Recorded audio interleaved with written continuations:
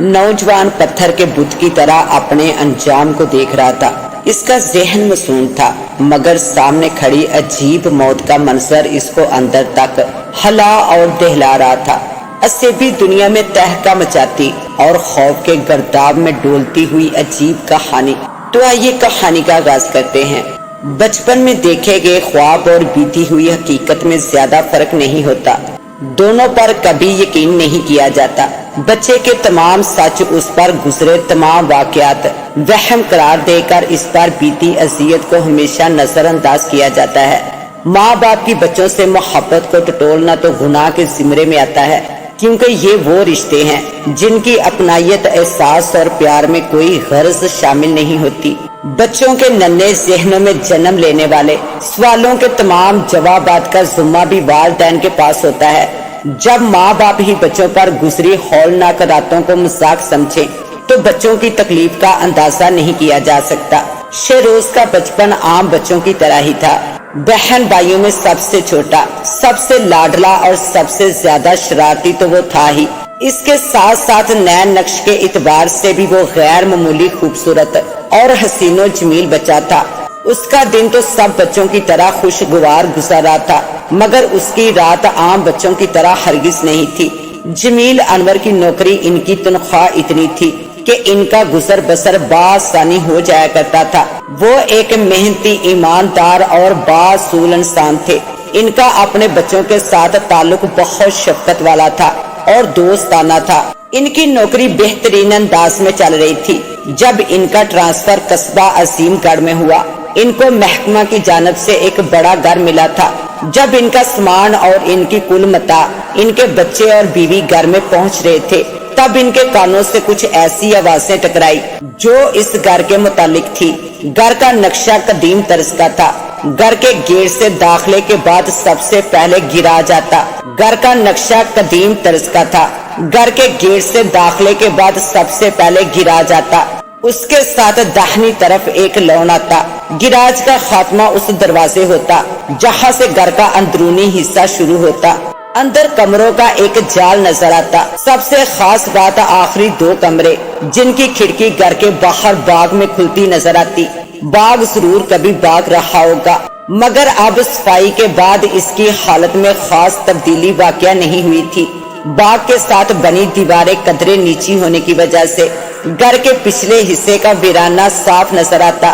बरगद का दरख्त दिन के वक्त तो छांव का जरिया महसूस होता, मगर रात का मंजर तो ऐसा लगता जैसे हजारों साल से जिंदा कोई रूह अपनी जुरियों भरे वहशतनाक चेहरे के साथ अपने इर्द गिर्द के माहौल पर नहुसत बनकर नासर होने को तैयार बैठी हो। दूर से वो कोई ऐसी चुड़ैल लगती जिसके सारे वजूद में सैकड़ों इंसानों का लहू शामिल हो। कमरों की तकसीम के वक्त शेरोज और इसके सबसे बड़े भाई को आखिरी कमरा मिला। शेरोज को अक्सर ख्वाब ऐसे आते जो इसकी समझ से बालातर होते। वो अपने नन्हे और मासूम ज़हन को 10 साल की उम्र में चलाने की भरपूर कोशिश करता, मगर इसको कभी जवाब ना मिल पाते। सर्दियों की एक रात जब ठंड और कहर की शिद्दत से इंसानों के साथ साथ सारी कायनात रुकी रुकी लग रही थी, अचानक शेरोज की आंख खुल गई। इसकी नजर के सामने खिड़की और खिड़की से नजर आता मनहूस दरख्त साफ नजर आ रहा था। जमील अनवर ने ये बात घर के तमाम अफराद से छुपा रखी थी कि यही दरख्त अजीबो गरीब वाकयात के लिए मशहूर है। शेरोज ने बरगद के दरख्त की मरियल शाखों पर कोई चीज देखी जिस पर इसका पहला गुमान किसी इंसान का था, मगर इंसान दरख्त पर इस तरह नहीं चढ़ सकता, ना उतर सकता है। अचानक वो अजीबो गरीब इंसान नुमा चीज दीवार के ऊपर चढ़कर बाग में उतर आई। शेरोज साफ देख सकता था वो चीज चल नहीं रही, बल्कि हवा में तैरती महसूस हो रही थी। 9 फुट के करीब इसका कद, इंसानों जैसा वजूद, मगर चेहरे के नकूश, ना समझ में आने वाले हाथ, बड़े बड़े पैर, टेढ़े बद्दे और जमीन से कुछ बुलंद। आंखों में ऐसी वहशत व दीवानगी थी कि जिसको देखकर नन्हे मासूम शेरोज का दिल सहम गया। खिड़की की सलाखों से वो इस तरह गुजर गया जैसे वहां सिरे से कभी सलाख रही ही ना हो। शेरोज की सांसें बुलंद हो चुकी थी, इसका जिस्म साकत हो चुका था। इसने पूरी ताकत सर्फ करके अपने साथ लेटे भाई को आवाज दी, मगर इसकी आवाज इसके हलक से ना निकल सकी। वो हाथ उठाना चाहता था मगर ये भी ना हो सका। इसके माथे पर सर्दी के मौसम में पसीना आ चुका था। वो अजीब चीज अब जैसे रेंग रही थी। आहिस्ता आहिस्ता इसके पैरों की तरफ से बिस्तर पर चढ़ आई। डरो मत, मैं तुमको कुछ नहीं कहूँगा। ये आवाज शिरोज के कानों से टकराई। ऐसा लगा जैसे हजारों फुट के गहरे कुएं से एक वक्त लात दाद इंसान एक साथ चीखे हों। चीखना तो शिरोज भी चाहता था मगर इसका वजूद जैसे इसके अख्तियार से ही निकल चुका था। अजीब चीज की कराहत अमेज आवाज फिर आई। मैं तुमको कुछ नहीं कहने आया मगर ये बाग, ये दरख्त, ये घर, ये कमरा हमारा है। इसको छोड़ दो, यहाँ मेरे बच्चे हैं। जा इधर से चला जा, इसे खाली कर दो। रात का पुरहोल सन्नाटा, जब सांस की आवाज भी दूर तक सुनी जा सकती थी। ये बला बोल रही थी मगर इसको सुनने के लिए नन्हे शिरोज के अलावा कोई न था। बला के चेहरे पर गुस्सा नहुसत मजीद गहरा होता चला जा रहा था। अचानक इसने अपना हाथ उठाया। शहरोज की जान निकलने वाली हो चली थी मगर वो अजीब हैबतनाक चीज वापसी के लिए मुड़ गई। खिड़की के पास पहुंचकर एक लम्हे के लिए इसने मुड़कर देखा। उसका चेहरा खून आलूदा था। फिर वो बाग में उतर गई। शहरोज का जिस्म भीग चुका था। इसके रोंगटे खड़े थे। वो कब सोया या बेहोश हुआ वो नहीं जानता मगर इसकी आंख सुबह खुली तो वो रात की हकीकत को भूल नहीं पा रहा था मगर बीती हकीकत को साबित करने के लिए इसके पास कुछ नहीं था। अम्मी जान, मैंने रात बाग में कोई चीज देखी जो मेरे कमरे में आकर बिस्तर पर बैठी थी। इसका चेहरा बहुत बुरा और खून से भरा हुआ था। शहरोज ने किस्सा माँ के गोशे गुसर कर दिया। माँ पुराने दौर की भूत प्रेत पर यकीन रखने वाली सादा लोग खतून थी। वो फौरी अपने शोहर के पास पहुंची और सारा वाकया बयान कर दिया, जिसको सुनकर वो हंसकर टाल गए। दिन तो कट गया मगर रात कहाँ गुजरती। रात के आखिरी पहर अचानक शिरोज हड़बड़ाकर उठ बैठा। वो जैसे ही उठा इसकी टक्कर किसी वजूद से हो गई। इसकी आंखें जब खुली तब इसने दो खौफनाक आंखें जिनमें मौत की संजीदगी और कहर नजर आ रहा था इसको घूर रही थी। वो चीख उठता मगर इसके बस में तो इसका अपना जिस्म भी नहीं था। इसके बिस्तर पर इसके सामने इससे 2 कदम की दूरी पर ऐसा वहशतनाक चेहरा नजर आ रहा था जिसको सिर्फ देख पाना भी इसके लिए मौत की मान था। इसके जिस्म से जान निकलती जा रही थी। वो बेबस परिंदे की तरह था जिसके पर काटकर इसको बिल्ली के आगे डाल दिया जाए। उस अजीब मखलूक ने हाथ आगे बढ़ाकर शिरोज का हाथ थाम लिया। इसको अपने हाथों में बर्फ जैसा एहसास महसूस हुआ। यह आखिरी एहसास था। इसके बाद इसे अगली सुबह होश आया। इसने वो दिन खामोशी से गुजारा। रात को सोते वक्त बड़े भाई से अपना मुद्दा बयान किया जिसने छोटे भाई को प्यार से सुला दिया मगर रात के किसी पहर शिरोज ने अपने माथे पर कुछ महसूस किया। वो जल्दी से जागा। इसके चेहरे से जरा सा ऊपर वही बला इसको खा जाने वाली नजरों से देख रही थी। शहरोज के देखते देखते वो बिस्तर से उठा और खिड़की से बाग में चला गया। इसने शहरोज को अपने पास आने का इशारा किया। शहरोज मशीनी अंदाज में उठा। अभी वो खिड़की के पास पहुंचा ही था कि इसके बड़े भाई ने इसे आवाज दी। अचानक ये तिलिस्म खत्म हो गया। शहरोज हैरान व परेशान खड़ा रहा। इसकी समझ में नहीं आ रहा था। वो खौफजदा भी था और अजीब सी कश्मकश में भी था। बड़े भाई ने फौरी उठकर इसे गले लगाया। वो साफ महसूस कर रहा था कि शहरोज की हालत मामूल से हटकर है। वो पसीने में भीगा हुआ था। इसने बात करनी चाहिए मगर शहरोज की तो जैसे आवाज कहीं खो गई थी। अगली सुबह जब नसीम बेगम तक ये किस्सा पहुंचा तो माँ का तो जैसे कलेजा मुंह को आ गया। इसको कुछ समझ नहीं आ रही थी। शोहर बात सुनने को तैयार नहीं था। बेटे की हालत और अजीब वाकयात इसको परेशान किए जा रहे थे। जब काम वाली मासी आई तो नसीम बेगम ने इससे पूछा कि क्या इस शहर में कोई नेक नाम बाबा फकीर हैं जो कि अल्लाह वाले हों। इसको एक मसला दरपेश है मगर वो सिर्फ नेक बुजुर्ग को बताना चाहती है। काम वाली मासी ने फौरन ही इसे चंद पते लिखवा दिए। स्कूल से वापसी पर नसीम बेगम शहरोज को अपने साथ लेकर एक बुजुर्ग के पास पहुंच गई। बुजुर्ग के इसरार पर शहरोज ने मुकम्मल किस्सा बयान कर दिया। बुजुर्ग ने चंद अमल करके तसल्ली के साथ इनको वापस कर दिया। شام کے وقت شیروز کھیلتا کھیلتا باغ کی جانب جا نکلا۔ باغ اس وقت اداس لگ رہا تھا، جیسے اس کی کوئی سہانی چیز اس سے چھن گئی ہو۔ شیروز نے پچھلی طرف کا چھوٹا دروازہ کھولا اور باہر نکل آیا۔ اس طرف اجالا بھی کم ہی آتا تھا، خالی اجڑے ویرانے سے آگے درختوں کے جھنڈ تھے جن کی طرف کسی کا گزر نہ تھا۔ طلسم انداز میں گمسم شیروز اس ویرانے کی جانب چلا جا رہا تھا، جیسے کوئی انجانی طاقت اسے بلا رہی ہو۔ جب وہ درختوں کے جھنڈ کے اندر پہنچا، اسے کسی کی آواز سنائی دی، جیسے کوئی سرگوشی کے انداز میں کچھ بڑبڑا رہا ہو۔ وہ آواز کی جانب چل پڑا۔ تھوڑے فاصلے پر اسے ایک عجیب مخلوق بابا نظر آیا جو پھٹے پرانے کپڑوں میں ملبوس تھا۔ اس کا لباس جگہ جگہ سے تار تار تھا۔ اس نے شیروز کو اشارے سے پاس بلایا۔ شیروز خاموشی سے چلتا ہوا اس کے پاس پہنچ کر بیٹھ گیا۔ اس بابا نے شیروز کے سر پر ہاتھ رکھ کر کچھ پڑھا اور بلند آواز میں کہا، جا یہاں سے واپس چلا جا۔ شیروز کو جیسے ہوش آ گیا، وہ گرد و پیش کو دیکھ کر گھبرا گیا۔ اس نے گھر کی جانب دوڑ لگا دی، بھاگتا بھاگتا گھر کے دروازے پر پہنچا۔ جب پلٹ کر دیکھا تو وہاں پر کوئی نفس موجود نہیں تھا۔ وہ رات اور اگلی کئی راتیں پرسکون انداز میں گزر گئی۔ پھر ایک رات جب سب لوگ شیروز کی جانب سے مطمئن ہو چکے تھے، اچانک شیروز جاگ اٹھا۔ باغ میں کچھ شور تھا۔ اس نے کمبل سے منہ باہر نکالا۔ کھڑکی سے باہر کا منظر صاف نظر آ رہا تھا۔ شیروز خاموشی سے اٹھ کر کھڑکی کے پاس آ گیا۔ باہر وہ عجیب بلا جیسے کوئی کھیل کھیل رہی تھی، ایک طرف سے دوسری طرف بھاگتی پھر رہی تھی۔ اچانک اس بلا نے چھلانگ لگا کر کھڑکی پر حملہ کر دیا۔ شیروز کے منہ سے چیخ نکل گئی، مگر اس کی آواز کہیں دب چکی تھی۔ وہ خوفناک بلا اس کے سامنے سے جیسے غائب ہو گئی۔ وہ حیرت انگیز انداز میں سارے باغ میں دیکھتا رہا، مگر ناکام رہا۔ وہ واپسی کے لیے مڑا ہی تھا کہ اس کی نظر بستر پر پڑی۔ بستر پر وہ منحوس بلا برچمان تھی۔ اس کے بے رحم چہرے پر ایسی کیفیت تھی جس کو الفاظ میں ادا نہیں کیا جا سکتا۔ اس کا آدھا چہرہ بالوں سے ڈھکا ہوا تھا۔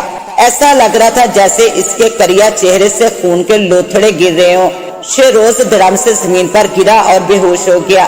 ماں بیٹے کی حالت دیکھ کر جان چکی تھی کہ کچھ بھی ٹھیک نہیں ہے۔ شوہر سے پھر بات ہوئی، بات بحث تک گئی، مگر نتیجہ کچھ نہ نکلا۔ ماں کا دل اگر موم کا ہوتا ہے تو ارادہ فولاد کا۔ ماں نے اپنے زور و بازو پر انحصار کر کے بیٹے کے اس مسئلے کو حل کرنے کا سوچا۔ اپنے بھائی کو بلا کر اس کے سامنے سارا مدعا بیان کیا۔ بھائی نے سارا حوال سنا تو ایک ہی مشورہ دیا، آپا اس کو فوری وادی سیرن لے کے جانا چاہیے، وہاں ایک بہت بڑے بزرگ رہتے ہیں، وہاں جا کر ضرور اس مسئلے کا کوئی مثبت حل نکلے گا۔ رکت سفر باندھ کر 6 گھنٹے کے طویل سفر کے بعد بالآخر نسیم بیگم اپنے لگتے جگر کو لے کر منزل پر پہنچ گئی۔ بابا جی تک رسائی ہوئی، مسئلہ بیان کیا۔ بابا جی نے بچے کو دیکھا اور پھر بچے کی کہی گئی داستان پر سچ کی مہر لگا دی۔ کچھ پڑھ کر دیا، کچھ تویز دیے، کچھ دعائیں کی، کچھ عملیات کیے۔ اگلے دن نسیم بیگم مطمئن انداز میں گھر پہنچی۔ ان کو اب سکون تھا کہ مسئلہ حل ہو جائے گا۔ جمیل انور نے اس واقعے کو خاموشی سے سنا مگر خاص رد عمل نہ دیا۔ وہ کسی گہری سوچ میں غرق تھے۔ بھوت پریت پر یقین نہ ہونے کے باوجود ان کو اپنے بیٹے کی حالت نظر آ رہی تھی۔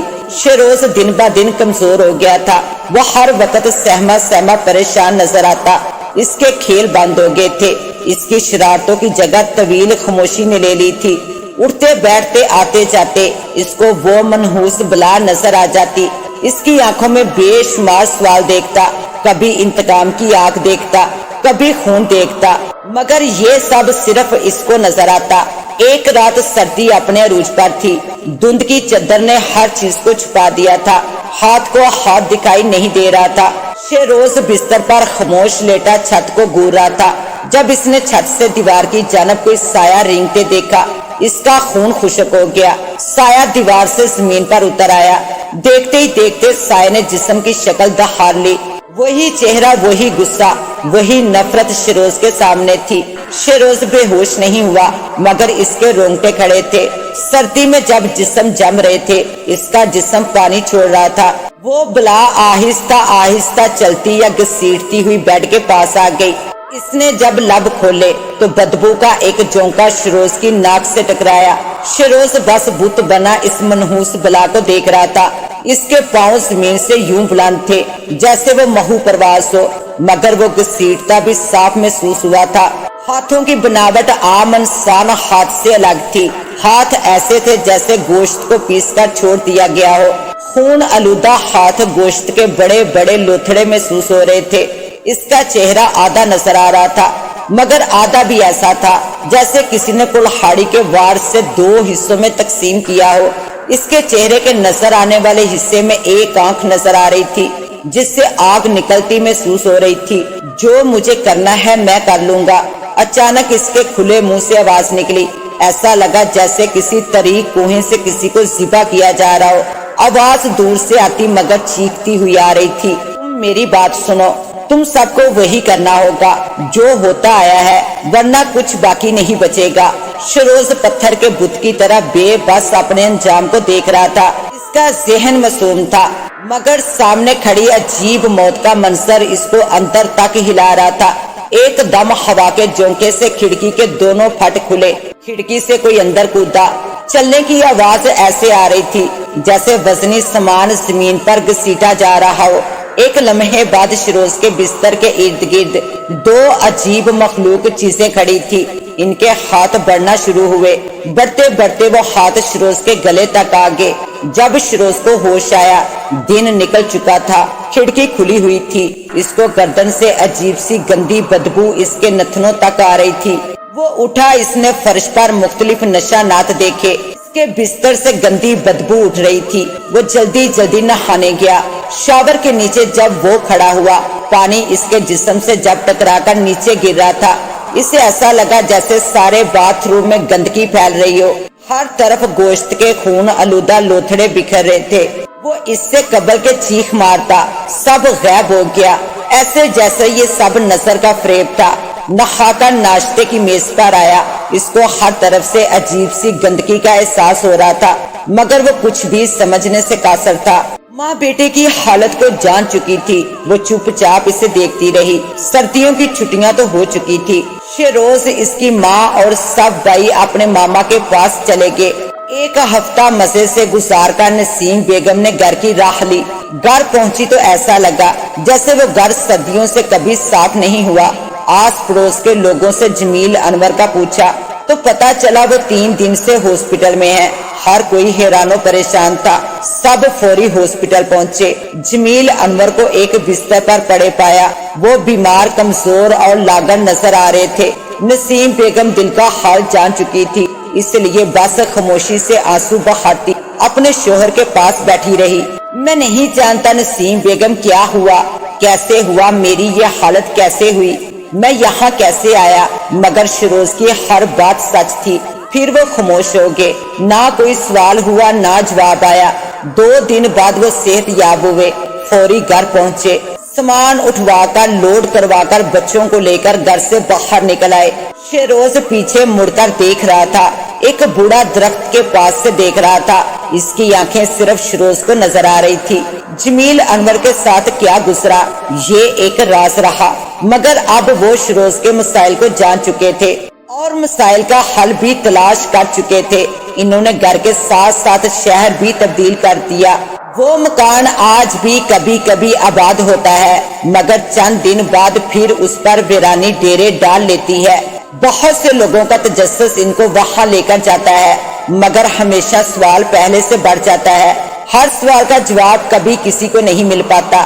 جن پر گزر گئی وہ ہمیشہ اس احساس کو اپنے اندر سمو لیتے جو ان پر بیتا ہوتا، مگر جو اس طرف سے نہ گزرا ہوتا اس کے لیے یہ بس مذاق ہی ہوتا، مگر یہ کبھی رکا نہیں۔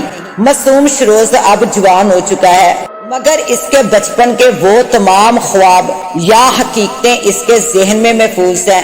گردن کا نشان اس کے تمام درد تازہ رکھتا ہے، مگر اب وہ پرسکون زندگی جی رہا ہے۔ اسے نہیں معلوم وہ سب کیا تھا۔ کیا اس نے اپنی زندگی کے کچھ دن ایسی چیزوں کے ساتھ گزارے جن کا قصہ وہ کسی کو سنا بھی نہیں سکتا؟ سچ تھا یا جھوٹ، وہ اس کا اپنا تھا، اس لیے وہ ہمیشہ اس کے ذہن کے خانوں میں زندہ رہا۔ اس کے ساتھ ہی اب مجھے دیں اجازت، ملتے ہیں انشاءاللہ ایک نیو کہانی کے ساتھ، تب تک کے لیے اللہ نگہبان۔